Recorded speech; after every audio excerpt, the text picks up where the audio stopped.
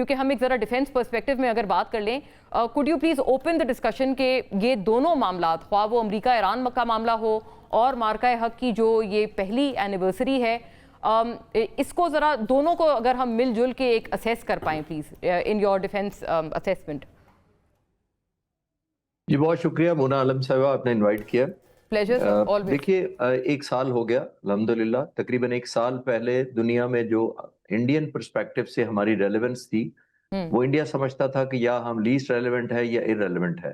चाहता था कि इसको और ज्यादा हमें आइसोलेशन किया जाए। इसी वजह से उसने कोशिश की थी 6 और 7 की दरमियानी रात को 12:30 बजे 85 फाइटर जहाज भेज के जाहिर एक element of shock and surprise create करना था और एक एलिमेंट ऑफ एम्बेरसमेंट पैदा करने का एक वजह बनना था उसने, अगर खुदा ना खास्ता हम रिस्पॉन्ड ना करते।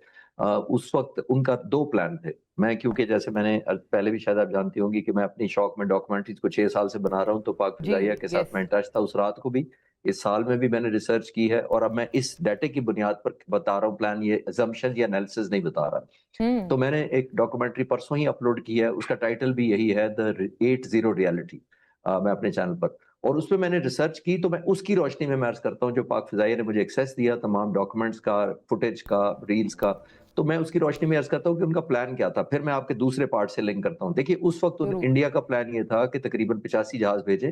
फ्रंट पर राफेल थे उनके, 2 पर्पस, एक उनकी फॉर्मेशन थी फ्रंट पे राफेल की। एक पर्पस ये था कि वो पाकिस्तान की फिजाई हदूद के अंदर खिलाफ वर्जी करते हुए अंदर आएंगे और भावलपुर मुरीद के जो उन्होंने 9 जगह पर हमला किया वो करेंगे। उसकी वीडियो फुटेज जाहिर है उनके पास अवेलेबल होगी।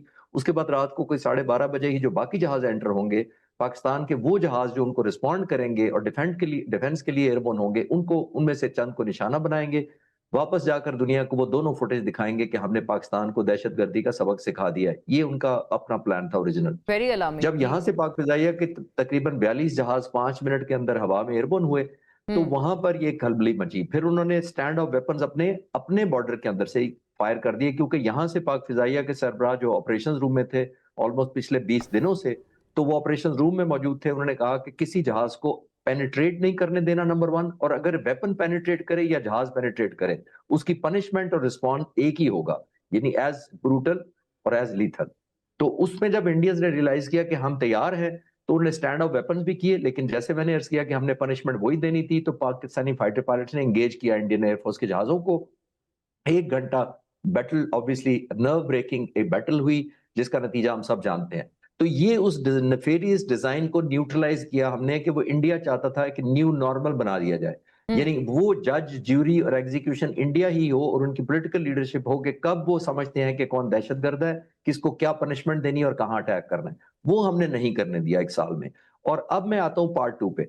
इस जंग में जो विक्ट्री हुई, मैं पिछले साल भी कहा, मैं दोबारा रिपीट करता हूं कि जब आपको विक्ट्री मिलती है तो victory brings a value, and value gives you power, and then power talks to power. तो दुनिया में हम इररेलेवेंट होते होते ना सिर्फ रेलेवेंट हो गए, रीजनल हमारी एक ग्लोबल रिकग्निशन हो गई कि हम एक रीजनल स्टेबलाइजिंग कंट्री है। अब जो 1 साल गुजरा है, तो जैसे मैंने कहा कि then power talks to power, क्योंकि हम रेलेवेंट हुए, एक ताकत समझे गए, तो प्रेसिडेंट ट्रंप से लेकर हर एक ने क्लेम करना शुरू किया कि वो हमारे दोस्त हैं। और क्योंकि हमने ये पावर अर्न की थी और हमने एक कमिटी ऑफ नेशंस में जगह बनाई थी, तो आई थिंक आज उसी का हम कंटिन्यूएशन है, जो आज ईरान और अमेरिका के दरमियान हम कंट्रीब्यूट कर पा रहे हैं, क्योंकि दुनिया हमें रेलेवेंट समझती है, ना सिर्फ रीजनली बल्कि ग्लोबली।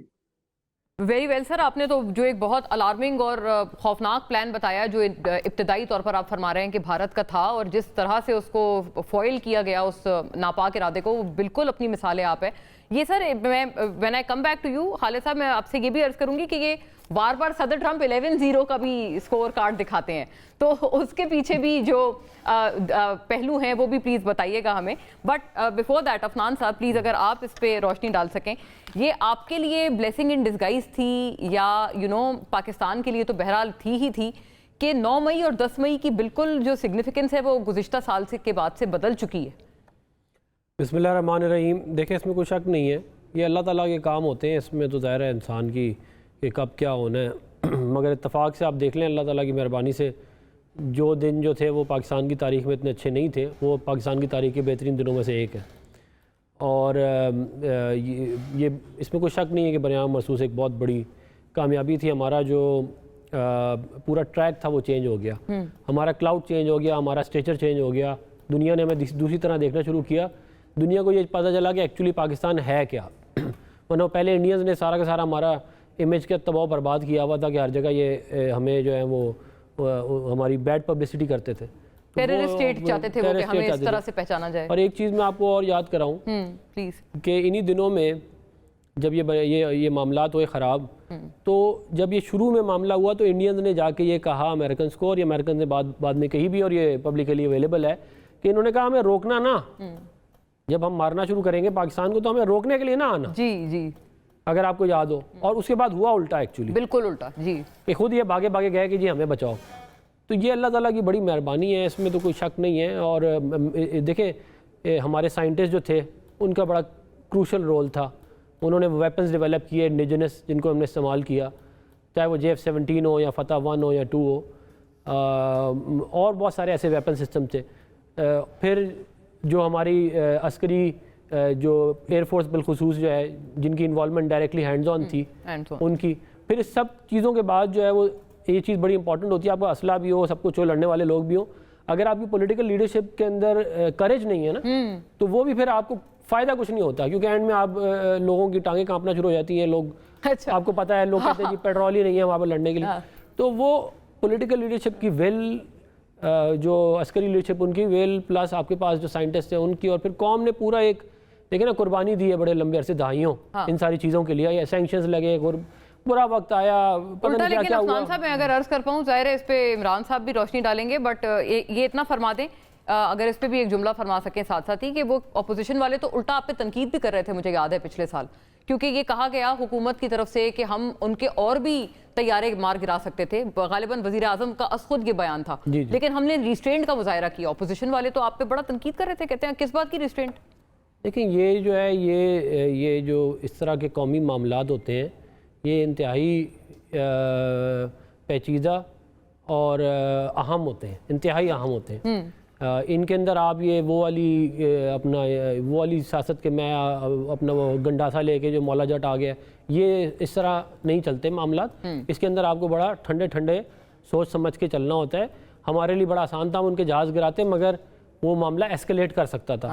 ऑब्जेक्टिव ये था कि हम इसमें से जीत के बाहर आएँ और मामला एस्केलेट ना हो, ताकि हमारा ज़्यादा नुकसान भी ना हो, क्योंकि ज़रा जंग जब होगी तो वो इकोनॉमी पे भी आपके इम्पैक्ट आएगा, बाकी भी जगहों पे। तो ये मतलब वो हार भी जाएं, लेकिन साथ साथ बहुत ज़्यादा ऐसा ना हो कि आप जंग आगे बढ़ा दें। आपने ये दोनों चीज़ों को एम करने की कोशिश की। देखिए ना, आपका ऑब्जेक्टिव ये था कि आप जंग जीत भी जाएं और नुकसान भी कम से कम हो। करेक्ट। अच्छा, हाँ सही बताएं जी इमरान साहब, फिर तो तनकीद ना बनी।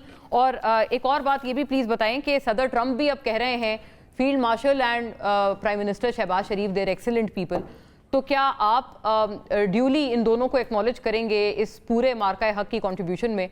और ख़ास तौर पर सॉरी, ये तो जो सदर ट्रंप का बयान है, ये तो ये नेगोशिएशंस के हवाले से है, तो आप क्या दोनों सिविल मिलिट्री क़यादत को इस वक्त समझते हैं कि वो मुबारकबाद के मुस्तहिक हैं इन दोनों मामलात पे? बहुत शुक्रिया मोना। देखिए, इसमें तो कोई डाउट नहीं है कि पाकिस्तान की जो फॉरेन पॉलिसी इस वक्त है, वो बड़े अरसे में हमने पाकिस्तान में देखी नहीं इस तरह की फॉरेन पॉलिसी। और जो पाकिस्तान की एग्रेशन है, यानी डिफेंस के हवाले से जो पाकिस्तान की तरफ अटैक इंडिया ने किया था, वो एक बड़े अजाइम के साथ आए थे ना। वो समझ रहे थे कि इट्स अ केक वॉक, वो आएंगे और वो उसके बाद फतह कर लेंगे या वो तबाही फैला देंगे और वो अपना टारगेट पूरे करके चले जाएंगे।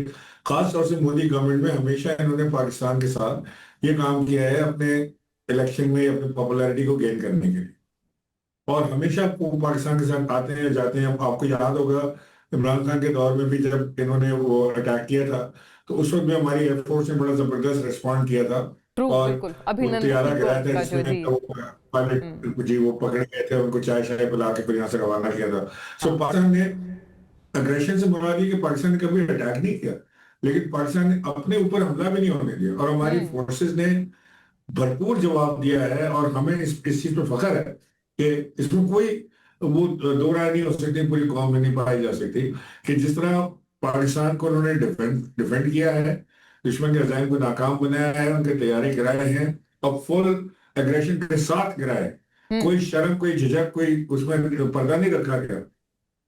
साफ मैसेज दिया है कि अगर पाकिस्तान पर अटैक होगा तो पाकिस्तान विल रिस्पॉन्ड, और पूरी पाकिस्तान की जो अवाम है, नेशन, वो साथ खड़ी हुई है। भले हजारों लोगों के डिफरेंसेस होंगे अपनी आर्मी के साथ या हुकूमत के साथ या किसी के साथ भी, लोग एक दूसरे को पसंद करते होंगे, नापसंद करते होंगे, लेकिन ऐसे वक्त में ये वो कौम है जहां पे पाकिस्तान इंडिया के मैच में लोग अपने इख्तिलाफात भूल जाते हैं। तो अगर हिंदुस्तान पाकिस्तान पर हमला करेगा तो पूरी पूरी की पूरी पाकिस्तान की कौम अपनी अफवाज पाकिस्तान के साथ खड़ी होगी, और वो होना भी चाहिए। दुनिया में कोई भी फौज फतवात हासिल नहीं कर सकती, फतह हासिल नहीं कर सकती। वेरी फिर बिला शुबा जी, बिल्कुल पब्लिक के सपोर्ट और बैकिंग के बगैर कोई जाहिर है कोई सवाल ही नहीं पैदा होता।